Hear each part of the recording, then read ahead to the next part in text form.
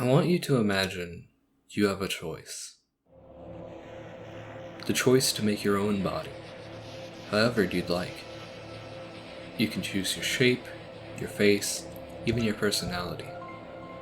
That blemish that's always bothered you. The way your face isn't symmetrical. Everything can be sculpted into something new. You can even choose the name you're born with. How do you feel about this new you? Happy that you're better? Sad that you couldn't be like this from the start? It doesn't matter either way. Your wonderful creation, your new version of you, will now be discarded. No one can choose who they are in this world. Your name is KRIS. This sequence has always fascinated me. It almost goes completely against Undertale's intro. You choose a name, not even of who you play as, and that's it. Frisk isn't you, not directly, but they are mostly blank. You are meant to project yourself onto them a little, just not entirely. Frisk isn't you, but Frisk is like you. KRIS, on the other hand. KRIS is just KRIS. No projection can happen because they aren't you. But you are certainly them. I know that may sound confusing. A lot of this likely does, and it will continue to be until this game is finished. So let me try to explain what I believe the deal is with KRIS. So, first, what do we 100% know about KRIS? Okay, better question. What do we 90% know about KRIS? For starters, KRIS is a human who was adopted by Toriel at a very young age. I estimate at about 1 to 3 years old, as so far there hasn't even been an implication that KRIS has interacted with other humans. So, human kid living in a town full of monsters. They seem to have always had a sort of detachment from their humanity, seemingly wanting to be a monster instead, like the rest of their family, even wearing a horned headband to mimic the horns of dreamers. As a child, they were very mischievous, playing pranks on their family and their friend Noelle, who lived next door. They did silly things like pretend ketchup was blood, hide under Noelle's bed, pretend to rip their heart out and chase her. We'll get to that. They also went with Noelle, Asriel, and Des into the woods, often. At least until...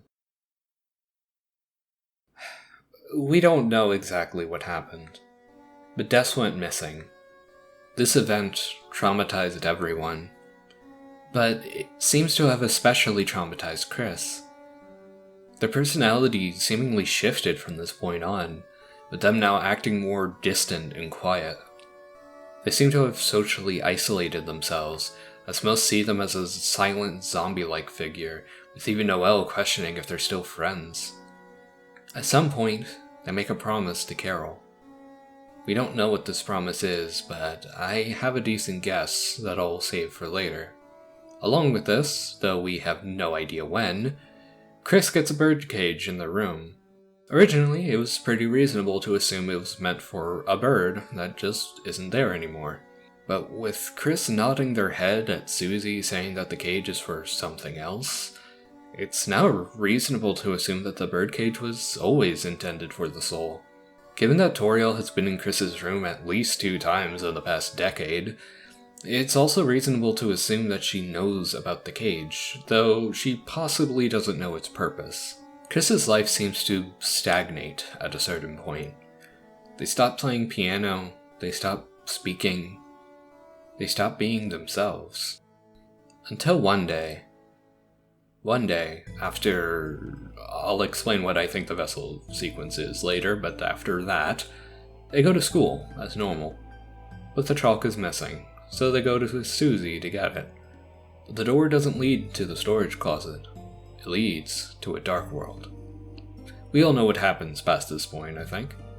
To avoid summarizing the entirety of chapters 1 through 4, KRIS seems to open up for a certain reason, makes a fountain, and becomes friends with Susie and Ralsei. That is a putrid overgeneralization, but I'm going to assume that you played the game yourself, so you already know what happens. So then, what's going on with them? To answer that, we have to answer 2 other questions first. The first question is simple. What is KRIS's connection to the knight? And are they working together? The second question is, we'll get to it, I swear. First, the knight part. Is KRIS working with them? No, absolutely not. Okay, not absolutely, obviously, but pretty high chance they aren't. What's the evidence for them working with the knight? They open the Chapter 3 fountain. They deal less damage to the knight. The whole KRIS/ idea. The collar, the fact that Carol knows what the knight's doing. They hide the knight's face from us, and they refuse to open the closet in the church. Without looking any deeper, it's fair to come to the conclusion that KRIS must be working for the knight. But you know me, so we should look deeper into this. First off, we know why they opened the Chapter 3 fountain. It was for fun. Not to say they did it for shits and giggles, but rather they opened it to keep the adventure going. This is a form of escape for KRIS, and honestly it's probably the only time they're able to feel free. If them opening the fountain was meant to be a big reveal that the person we play as is actually working for the villain, it likely would have been mentioned afterwards. The fact that the game moves on from it so quickly makes it clear that we weren't really meant to dwell on it too much. Also tended to say that KRIS's whole deal was just to keep the fun going as long as possible, so, you know, another point towards that, I guess. Next, KRIS/. Listen, I get it's cool to think that they had this huge betrayal moment. It's a really neat and cool thing to put into a fan animation or comic or something, and the name they/them is ultimately really funny. But ultimately, it doesn't work. KRIS shows no signs of being able to do that. Susie and ralsei both move in the directions the knight would have hit them from, and most importantly, no one brings up the fact that KRIS tried to kill them. Ralsei might be willing to forgive KRIS if you misinterpret his character hard enough, but he would at least mention it. The fact that it doesn't come up later again implies that we weren't supposed to dwell on it. The knight did it. Simple. Then there's the collar, which is heavily implied to be the knight, because it's creepy, I guess. Also, part of the theory says that Carol knows what the knight is up to, but you can't have both if this is the case. If Carol told KRIS the knight's plan, then that means that KRIS is the caller. And no, Carol is not the knight. Go watch my knight video for my reasoning on that. Although I do have another knight video coming up, so maybe just wait for that one. I think that the whole phone call thing was meant to show that KRIS and Carol are working together, not KRIS and the knight. Also, why would Carol want KRIS to go to the church if the knight is doing its plan there? Why not tell KRIS to stay away from the church? Unless, of course, Carol and KRIS are both against the knight. I mean, it explained the conspiracy board, and also the promise that KRIS made. The promise we've heard already. Find her. Carol wants to find her daughter by any means necessary. Now, I know the counter-argument. Why would Carol stop Susie from getting the code? Well, Carol working against the knight doesn't mean she's working with the fun gang. Maybe she believes that if Susie gets the code, she'll only make things worse. Carol could also just not like Susie, maybe preferring that KRIS gets the code. It's even possible that she doesn't know about the fun gang and simply isn't aware that KRIS and Susie are on the same side. Another thing is KRIS hiding the knight's face from us and refusing to open up the closet, which is not what's happening at all, and is an assumption on how KRIS feels in order to make the theory work better. Listen, if KRIS wanted to hide the knight's face from us, we wouldn't have had the option to think of it in the first place. They're very much blocking out the thought of what's under the knight's helmet, but I don't think it's because it's being hidden from us. I'll get into what I think it really is in a second. There's also the closet, which KRIS doesn't open. This definitely feels more like a bit than anything, though. Also, the knight realistically wouldn't even be in there, as it makes more sense for the knight to have gone straight into the bunker instead. Finally, KRIS dealing less damage to the knight. I think people easily ignore that they actually deal more damage if Susie or ralsei is downed. This, along with KRIS blocking out the knight's face, and with the fact that KRIS doesn't attack the knight at the start of Chapter 4, which honestly that one could just be because you weren't intended to actually make it to the knight in that scene, so eh. Anyway, it all points to one thing. KRIS is scared of the knight. I think we have to remember that KRIS is a traumatized child. Them being scared of the thing that more than likely killed their friend Especially if that thing is practically the devil hell-bent on destroying the world, is not exactly crazy to believe. It explains why they don't hit as hard and why they don't hit at all in Chapter 4. They're frozen in fear, only breaking out of that when their friends are in danger. Look at the flavor text of the night fight. Your vision narrows, your chest feels tight, you feel lightheaded. KRIS is suffocating by just being around the night. But Susie and Ralsei are fine, so it's unlikely that the night is absorbing the air like I previously thought. It seems more like KRIS is panicking. They hold their breath in order to focus and not to collapse from the fear. That's why when you no-hit the fight, right at the end, KRIS coughs. They can't take it anymore. They push themselves too hard, and the night tilts its head as it sees how KRIS was able to fight against their fear for so long. In the end, they're knighted, a sign of respect. From the embodiment of fear to the fearless. Also, with that, them being knighted wouldn't make sense if they were working for the knight. It would make more sense for KRIS to kneel on their own rather than being pushed by the knight to do so. Also, adding this in post, because I think it's important to mention, if KRIS was working with the knight, why did KRIS, without any external input, give Susie the knife to make another fountain? Wouldn't it make more sense for them to go, damn, guess we gotta leave real quick to find something? So the knight could escape before they got back? Just a thought. Also, actually adding this in post, why the fuck did the knight make a titan that was almost guaranteed to kill KRIS? What was the point of that? Like, as far as anyone in the situation knew, unless the knight knows way more than anyone else, including Ralsei, as far as anyone was aware in that situation, they were fucked. Like, they were going to die there and the roaring was gonna start, so like, I don't really get the logic there. But yeah. Now for the second question. I need you to just hear me out for this. I know it's a controversial idea that basically no one agrees with, but just listen. Is KRIS being controlled? I don't think they are. I know. Just let me get into why I think this, alright? Similar to how we worked through the night, what are the points for KRIS being controlled? Specifically by the player. The main points, as far as I'm aware, are the goner/vessel maker, KRIS seemingly hating their own soul, KRIS throwing it into various places to do their own thing, KRIS refusing to do certain actions, and Spamton's, everything, honestly. Being the most quote-unquote obvious point, we'll start with the vessel maker. The voice contacts us, makes a connection with our soul, lets us make a vessel, and then is interrupted by someone else that forces us into KRIS. At least that's the general consensus that the fandom has made. First off, there's only one decent piece of evidence that the second voice is another person, that being the type value change. However, the issue with that is that there's a much simpler answer to this change in type value. The font changes. It's meant to be a tonal shift, so the font changes to reflect that, requiring a type value to change with it. Also, in case you're going to mention the Japanese translation, this could still be done for a tonal shift.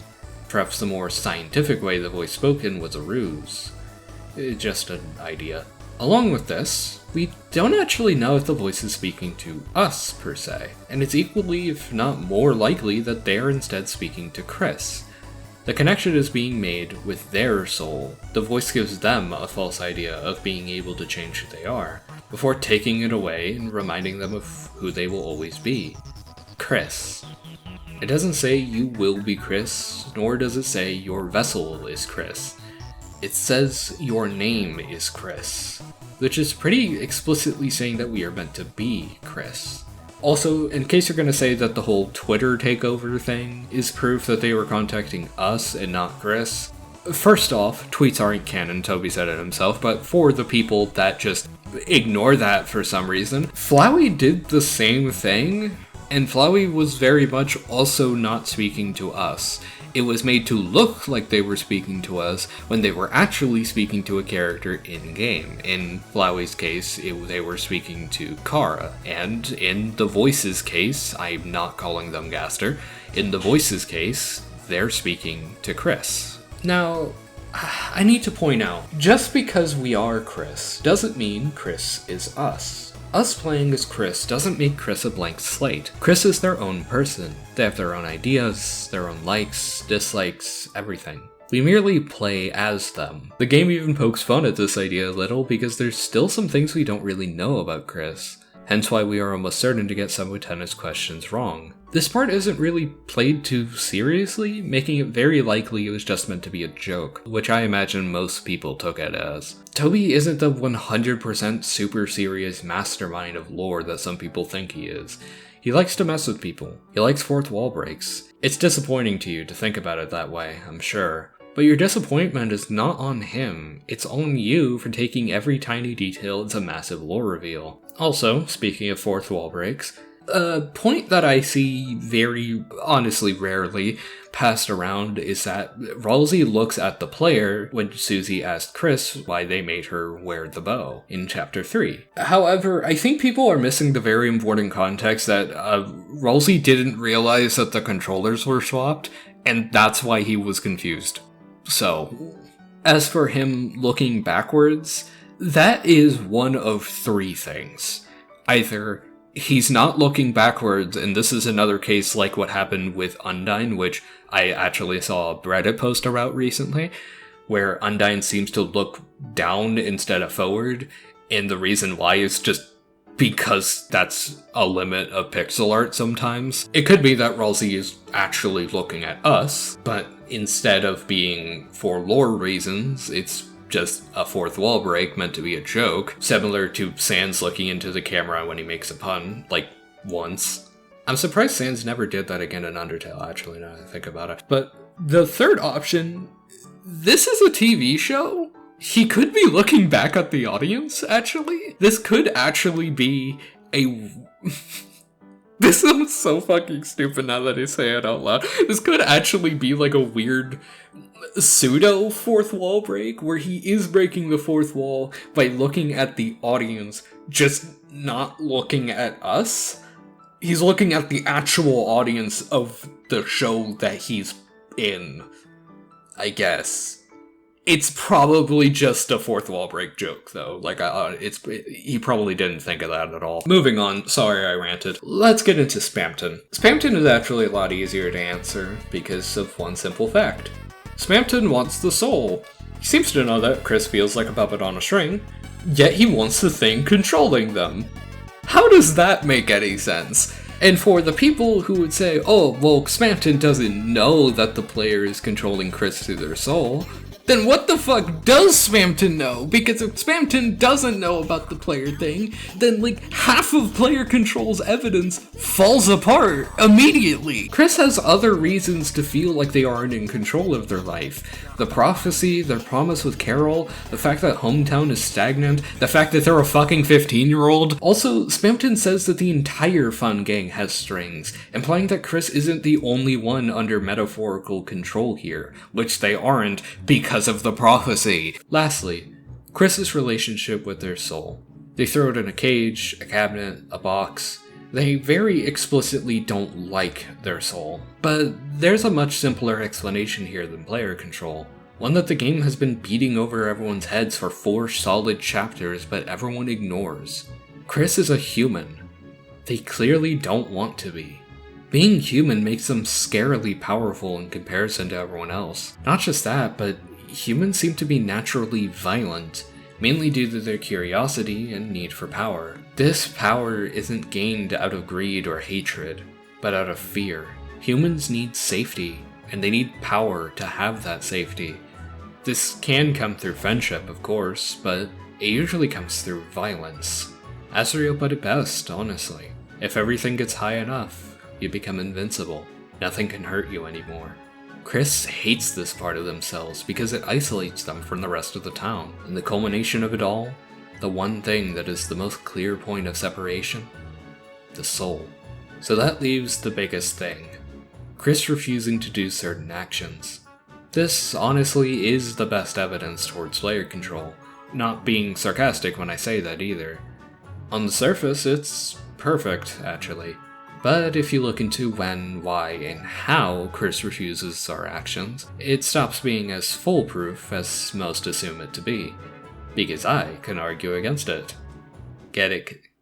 because like my title, KRIS never actually refuses any choice. Instead, they subvert the choice, sometimes in a more humorous way, and sometimes in a more violent way. However, most of the time, they subvert it not to avoid the choice, but to lean closer towards the other choice. I think this whole thing is actually two things that most people have interpreted as one thing, which is me saying thing 3 times in a sentence was unnecessary, but that's what I get for writing at 3 in the morning. One is that these other wrong choices are likely unwanted and sometimes intrusive thoughts, ones that occasionally push through, like when you say something without thinking. The other is Toby himself, trying to push the plot in the right direction by having the two choices not really matter. He likely has one option that he assumes the majority will pick, and he makes the other option not really matter so it doesn't derail anything. Simple. Well, kinda. Some moments don't really seem like either, and these moments all have something in common. They're funny. This would be things like KRIS refusing to look into Asriel's room, which they likely didn't want to see because the room is based on Asriel's search history. Given the How to Draw Dragons book in KRIS's house as well, the joke is kinda obvious. Asriel's a freak. But other than that, most examples seem to be either intrusive thoughts or Toby trying to keep everything going in a specific direction. Also, just to make it clear, I do understand the difference between intrusive and impulsive. In KRIS's case, given Snowgrave, it's both. There's still more. The rest not being debunking or a counter reason. I'm not sure if that's a term.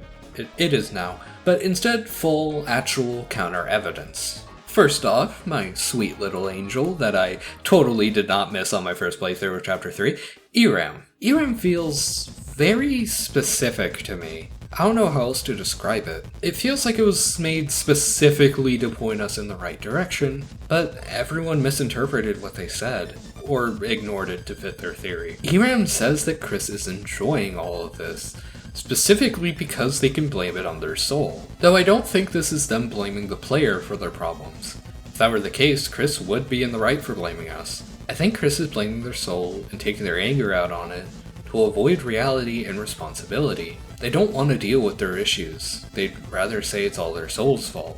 That everything would be just fine if they were born a monster and not a human. This is why Iram states that KRIS is enjoying it all. Iram wants KRIS to remember that they are the one in control. Not some outer god, not their soul. Them. They are their soul. Their soul is them. They can't keep running away from it forever. I think Chapter 4 cements this. KRIS isn't referred to as a vessel or a puppet, but a cage. And that wording, cage with human soul and parts, the way that it's worded implies that they aren't a cage for the soul. The cage part includes their soul, so what are they a cage for? What are they keeping controlled within them? The light. Don't forget told us this already. There's a light inside your soul. This is referring to KRIS. There's a light inside of KRIS's soul. That's what they hold. And what's the action called for when KRIS uncages that light? Unleash. The light is what they hold. It's what they're a cage for. The light represents hope, dreams, willpower, but this power can be dangerous. You can hope for pain upon an enemy. You can dream of someone's downfall. You can use your willpower to make someone kill. KRIS is learning to control this power within them. A power that they never wanted. A power they never asked for. I also want to quickly mention the narration. The narration, on many occasions, uses KRIS and you interchangeably, as if you and KRIS are the same. Not just for little bits of flavor text though, it also does this in moments where KRIS is breaking control, such as when they played the piano in Chapter 4. It doesn't say KRIS thought about Susie's words, or KRIS's hands began to move on their own. It says you thought about Susie's words, and your hands began to move on their own. Now then, for my last point, the one I believe is the nail in the coffin. Remember when at the start I mentioned that KRIS pretended to rip out their heart and chase Noelle around? Remember when I mentioned the cage? These two things are my most definitive proof that KRIS was like this way before the game. Clearly, they understood the concept of tearing their soul out, and that causing them to act different. And at such a young age, it may imply that this is something any human can do. Then, of course, the cage. After chapter 4, we now know that the cage was always meant for the soul. And the way that KRIS seems so prepared for the soul's presence, KRIS has been ripping their heart out for a while. Given that their personality shift seemingly happened years ago, and the fact that Toriel never brings up the cage at all, they've likely been tearing out their soul for a couple of years now. Which, of course, would mean that the problems with the soul are not caused by us. They've always been there. KRIS was always like this. And with that, I believe I've made my point. Hey, it's actually kind of cold in here. Why is Alright. The weird route. Let's get into that. The Snowgrave route shows a lot of things, most of it seemingly throwing most of what I said out the window, but there's actually a lot that backs me up too.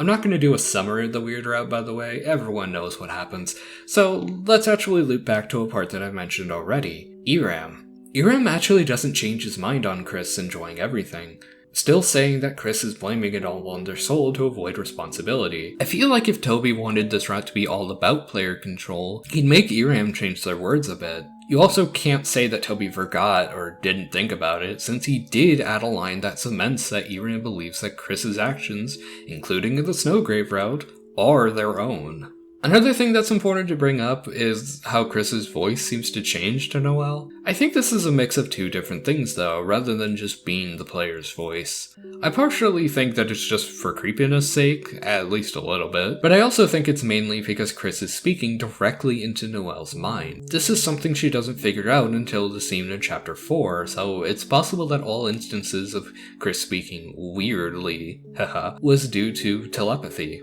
This telepathy seems to be something inherent to humans, as Frisk is seemingly able to do the same thing. Personally, I think it's supposed to be a thing that you don't really think about, just a little quirk of being an RPG, but Toby is twisting it into something horrifying in the weird route. I think this is a much cooler explanation than just KRIS can read minds because of the player.